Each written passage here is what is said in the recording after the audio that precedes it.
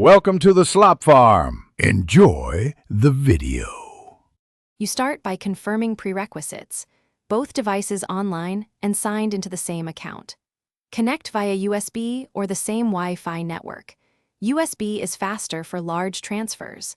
Once connected, open the companion app or system settings on the laptop and grant permissions on the phone for files, contacts, and media. You should allow background sync and battery exceptions if prompted. This establishes a secure link, so transfers and real-time syncing can begin without repeated prompts. Now you choose what to sync and why. Pick specific folders and app data to avoid clutter. In the sync settings, select two-way for ongoing updates or one-way to backup phone to laptop only. Configure conflict rules, newer file wins or keep both, so you don't lose work. Make sure encryption is enabled for sensitive files, and verify that file path mappings match on both devices. After you hit Start, monitor initial transfer logs for errors and confirm file counts match.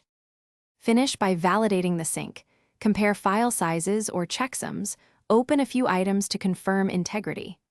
Once done, set auto cleanup rules and optional versioning so accidental deletes are recoverable. If syncing stops, make sure both devices still share the same account and clock.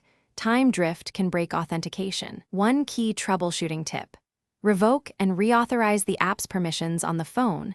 This often clears token or permission issues and restores a stalled sync quickly. Thanks for watching. Consider subscribing if we helped you today.